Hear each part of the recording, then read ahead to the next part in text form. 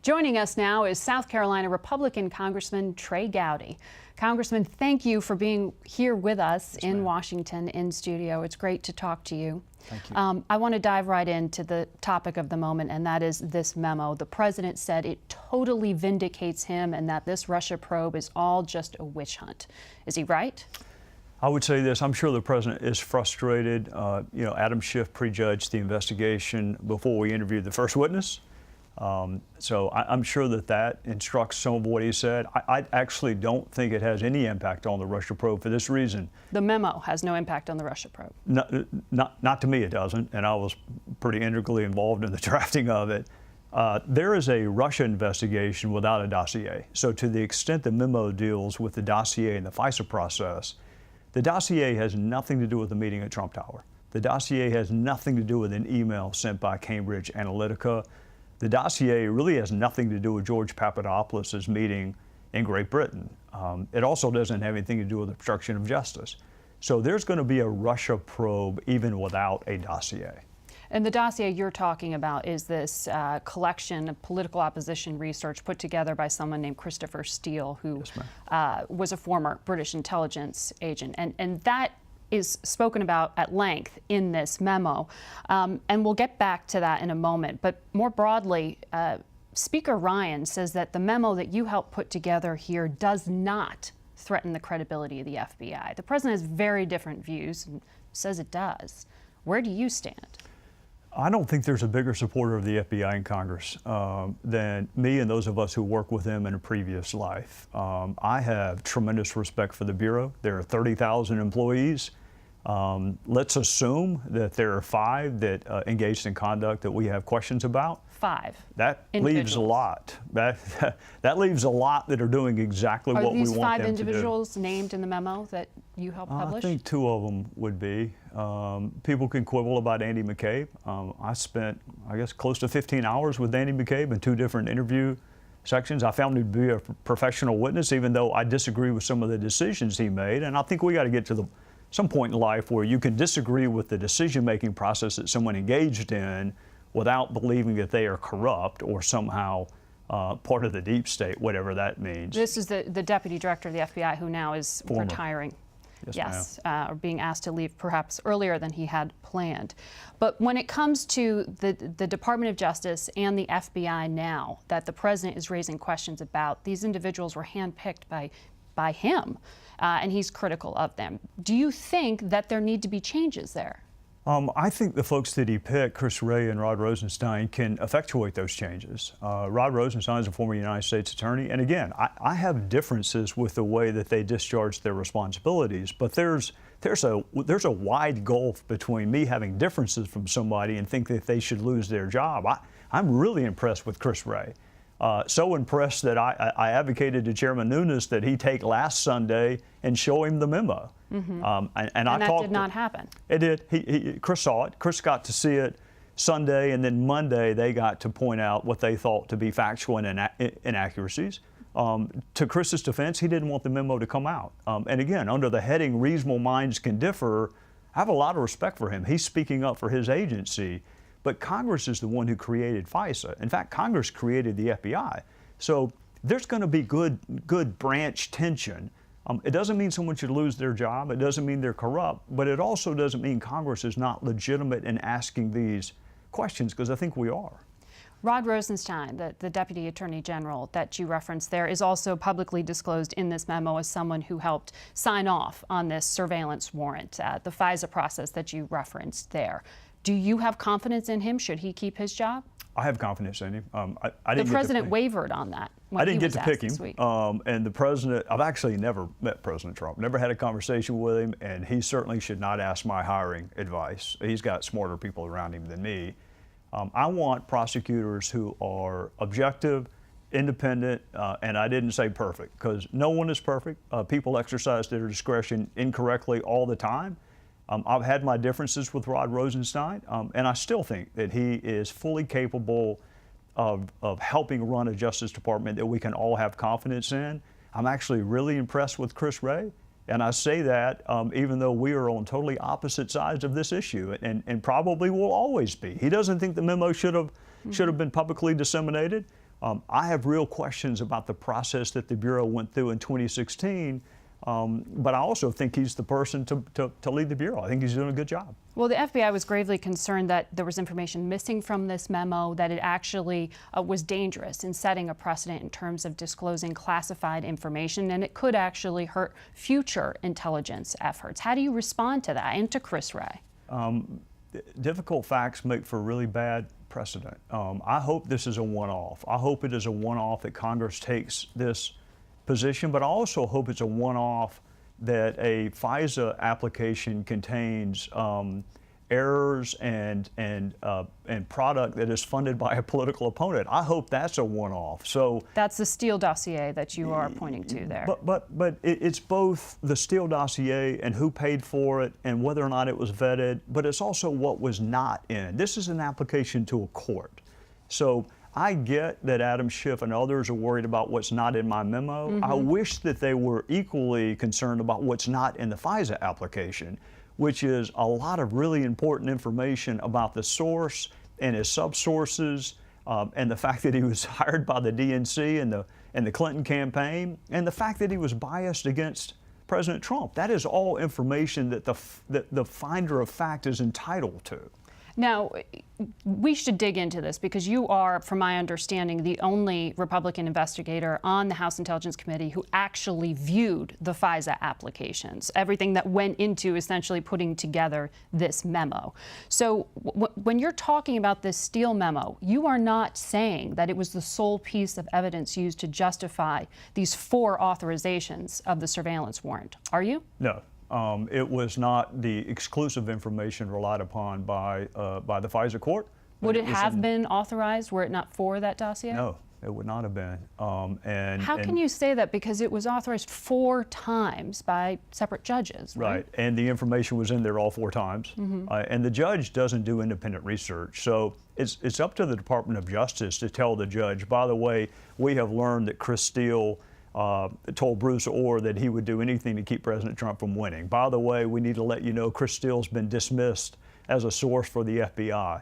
There are 3 Republicans that have seen every bit of information, 3 of us. Bob Goodlatte, the chairman of Judiciary, mm-hmm. Johnny Ratcliffe, who was a former terrorism prosecutor and U.S. attorney in Texas, and me.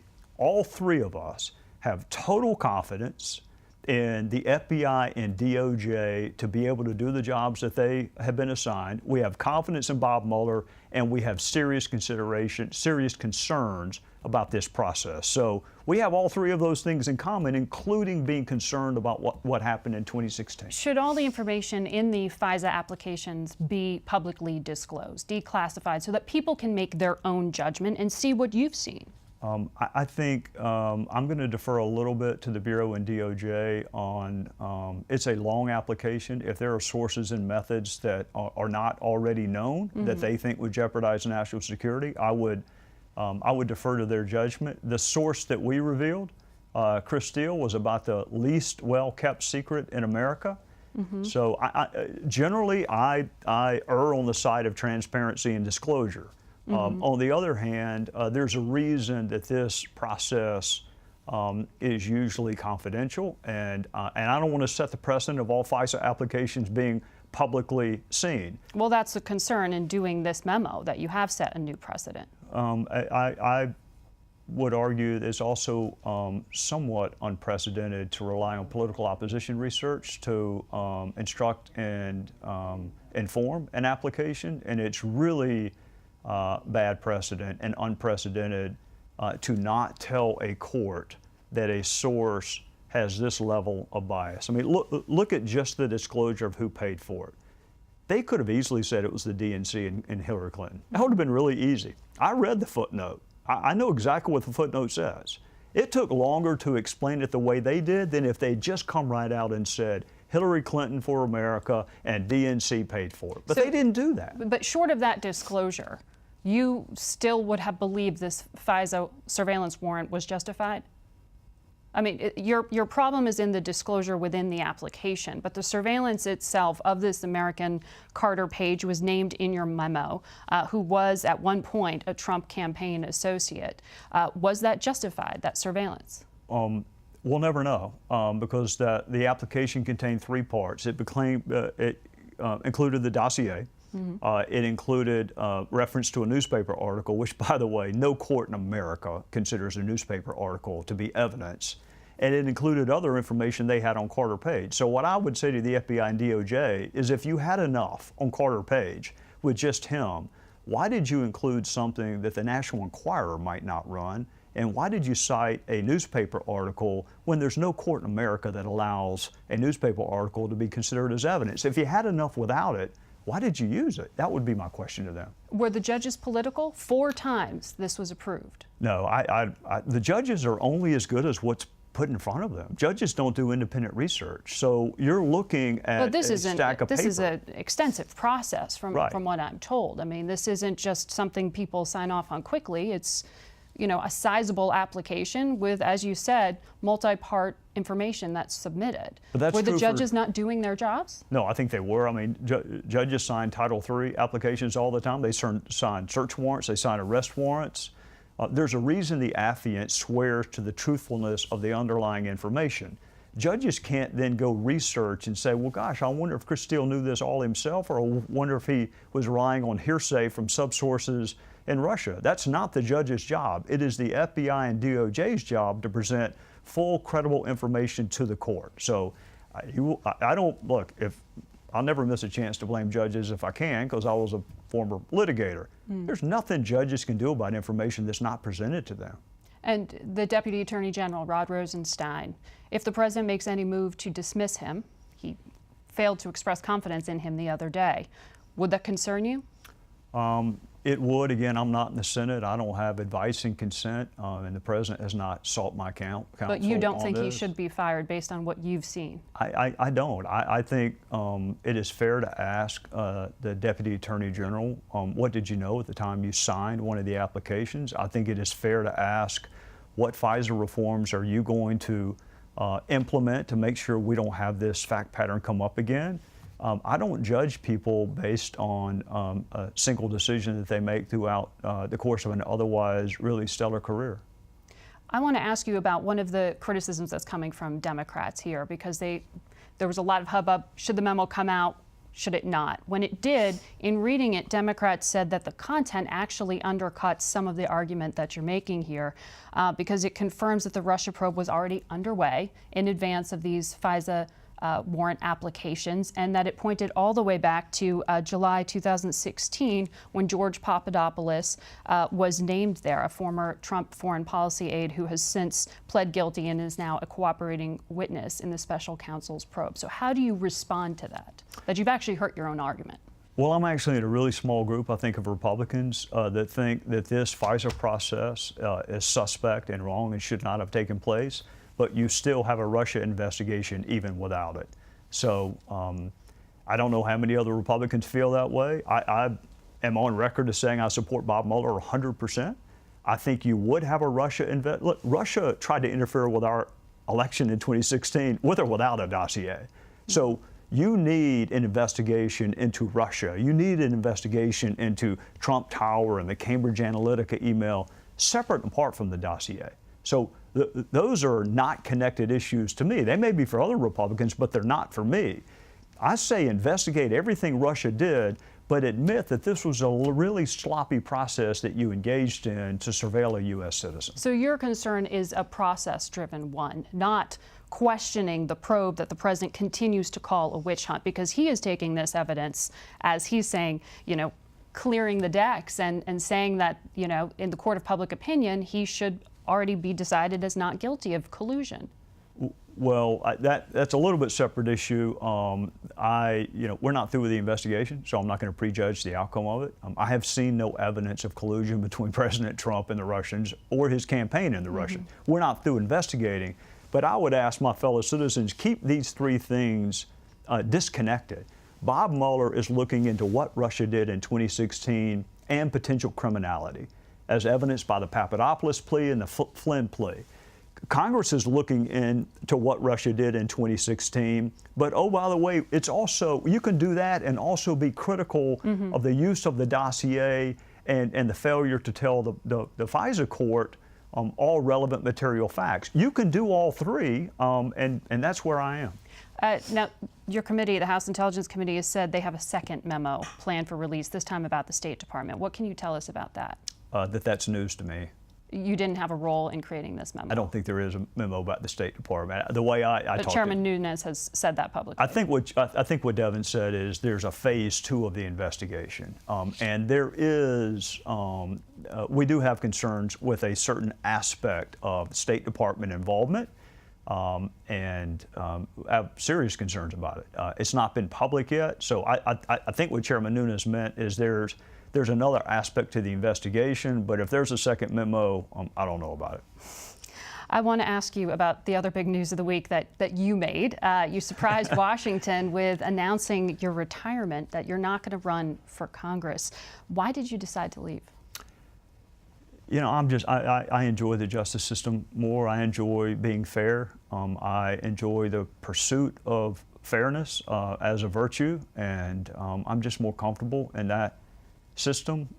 My wife hates it when I say this, but I was a pretty good prosecutor, I think, but I've been a pretty lousy politician. So I've done it for 7 years. I'm really grateful for the opportunity to do it, but it's time for me to, whatever time I got left, I want to spend it in the justice system because that's where my heart is. And why do you say you're a lousy interest. politician?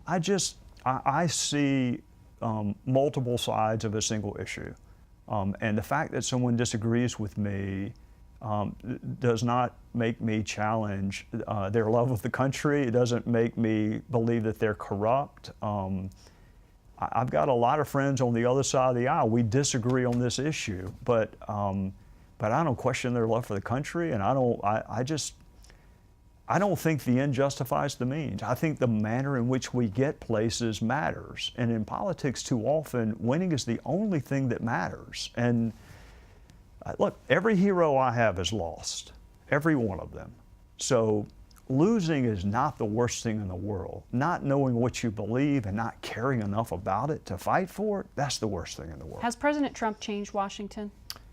Yeah, I think he beat a really crowded field of qualified people for the nomination, and he won an election that no one thought he would win. But that's not a factor in your calculus. I have never met or talked to President Trump. I haven't talked to Mike Pence, even though we served together. I was thinking of doing this 2 years ago, and Tim Scott talked me out of it. Yeah. Tim tried this time, but my wife won. So it's got nothing to do with, look, I think we're going to hold the House. There's some chairmanships open. If you really like being in Congress, this is a great time to be there. Mm-hmm. I would just rather be in the justice system. Do you want to be a federal judge?